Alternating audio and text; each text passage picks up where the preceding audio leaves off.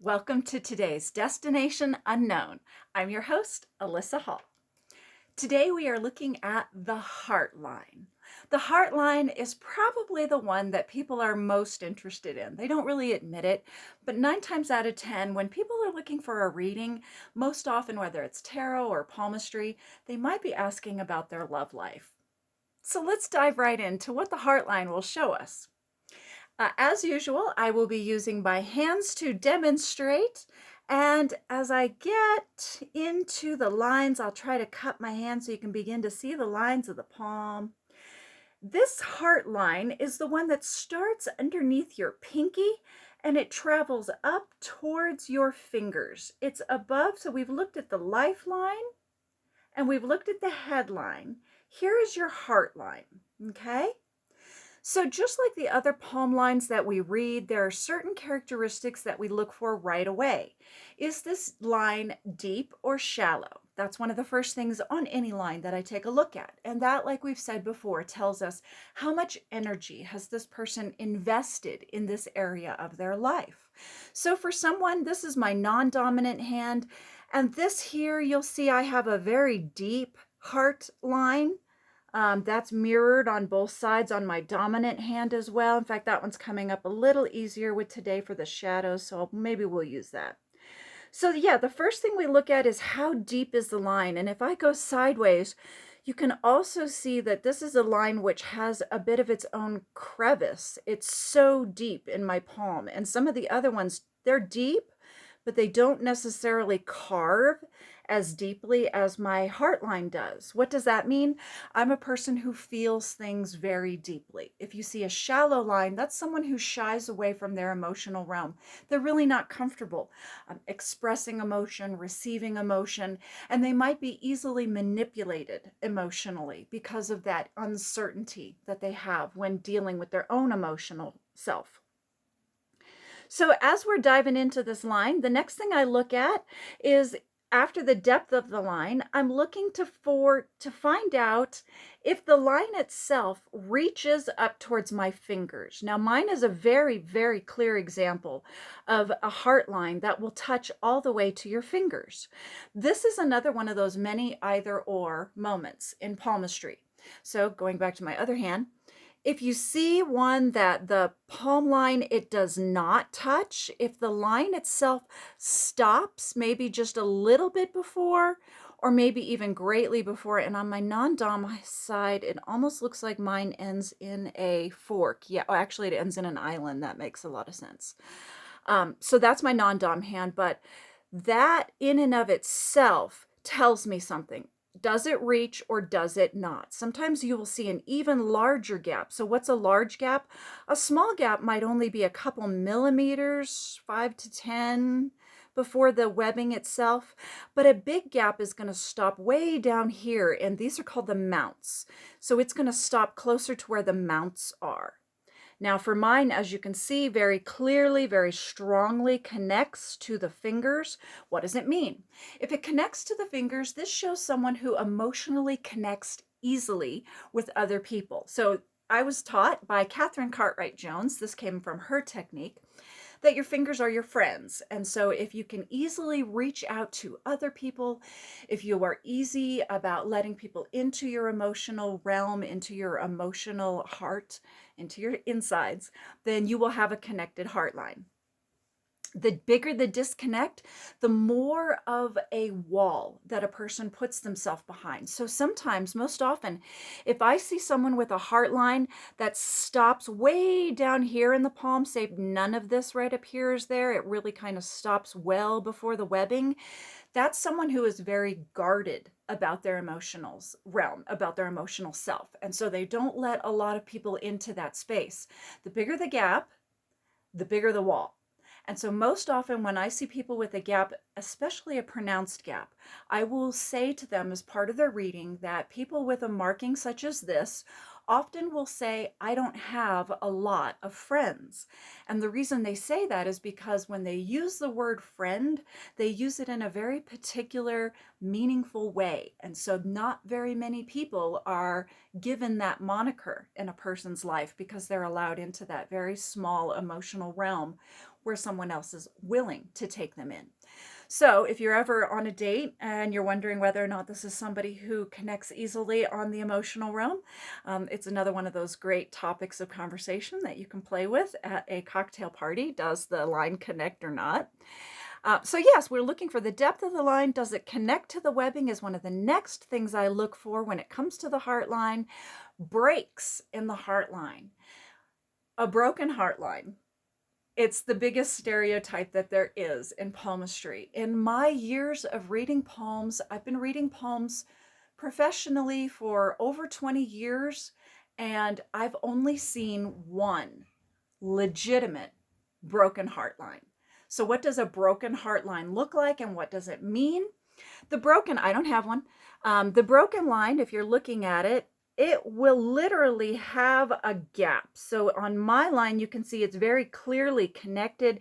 There's a lot of fraying and braiding into that line as far as the line itself, but I don't have any breaks. I do have a strong fork. We'll get to that next. But a break in the heart line literally shows, like any of the other breaks, we talk about a break in the vitality area of the lifeline, shows us at a time that you are very disconnected with feeling vital and alive and in your body. That can be applied again to your heart line. So anytime that you have markedly pulled back or shut down your emotions, this has to be not just I was depressed for a while. This isn't just it was the hardest breakup or divorce anyone has ever heard of in the history of forever. A broken heart line is so rare that it has to show a time where one method has now been completely stopped and a new method has been started, whether that's an old method of living and a new method starts, if it's the lifeline, or the concept is one method of emotionally connecting or loving people has stopped. And I found another way, the disconnect being symbolized between my hands here, and I found another way of reconnecting and using my emotional self, but it will never go back to this person I used to be. And it's usually because of such a profound, deep change and pain that comes from it. So that's a very, very rare marking. If you actually have a distinct broken heart line, send it to me. I'd be really curious to see it because they are so, so rare. But it's the biggest joke. People hear about broken lines and then they hear the heart line and they say, oh, mine must be a broken heart line. I've heard that a lot over the years. Let's keep going. So, okay, we've talked about the broken line. Islands. So you heard me say I have an island. I didn't even notice this. This must be a marking that's come up more clearly in more recent times. I'm trying to get the shadows to catch it. But can you see how there's an island right here? There's yeah, I mean, that's an island. That's what that is. So the line goes up. We see some frays, but we see very distinctly, and if I turn it to the side, you can see it's got like, burp, it's got like some bump to it, a mount to my island there.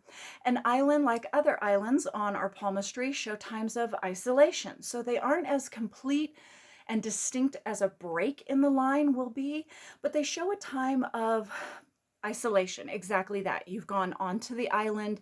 You are much more alone. And this is on my parental line. That fits something that I know about my own parents' life. So that in and of itself is what an island means. An island can show up anywhere on the line though. Mine just happens to be showing up very on the non-dom, showing up right up here towards the top of the webbing, but it could just as easily be right smack dab in the middle of the line. That in and of itself, the placement of it doesn't necessarily mean as much as just the fact that this person has gone through or is going through some isolation. The next distinction to talk about when it comes to the heart line, and this one, gosh, I'd say it's kind of common. I'd say a good 50% of the palms that I read have a fork on the heart line. So forks on any line give strength to that line. And so we'll take my dominant hand because it shows up pretty strong, even in low light. So here you can see the fork. So the line itself continues all the way around. But then if I get real close and try to cut my hand, you'll see I've got a bit of a fork coming off that line, and that fork is pointing over here towards my Mount of Jupiter. So what does the fork itself mean? Forks give strength to any line. So this is a way of strengthening my emotional awareness. What does that translate out to? Basically, people who have a strong fork on their heart line will be people who have the ability to see the other side of an argument or an emotional situation. So they're not so invested in their own emotional reality that they can't see outside their emotional reality and understand how another person might feel about something. So basically, if somebody is a compassionate or highly compassionate person by nature, you'll see a nice strong fork on their heart line. Not very uncommon, like I was saying at the tip top, but it's there, and that's what the fork on the line means. The bigger and longer the fork, the more information that they are bringing in.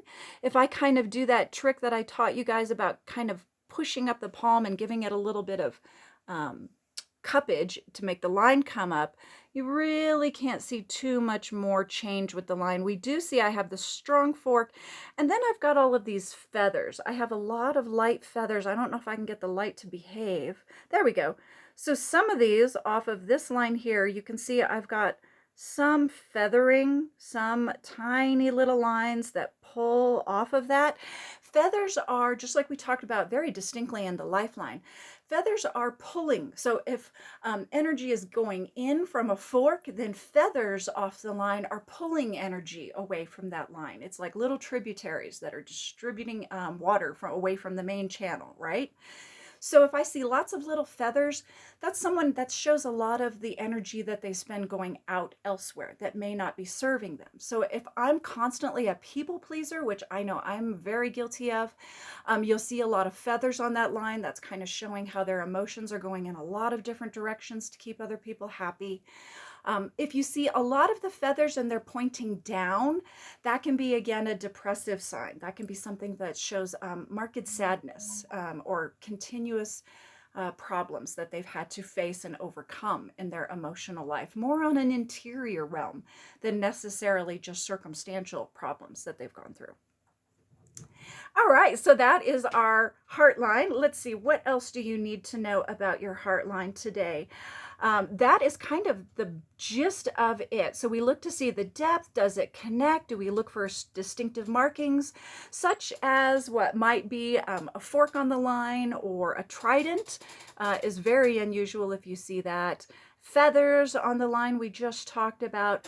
Trident I didn't go into specifically, very, very rare. So if a fork is two, obviously, a fork that brings in strength from the line, a trident brings in more strength. So it's drawing, instead of from two sources, it's imagine that three sources are coming in, three tributaries are coming in to feed that line. So that gives strength to your line. And if we see that, that shows someone who takes that compassionate nature that they already have and they put it forth even more strongly to others in this world as far as how they interact. I hope this gives you a few ideas on what to do for reading your heartline, and thank you for joining me today. We'll talk to you next time here on Destination Unknown.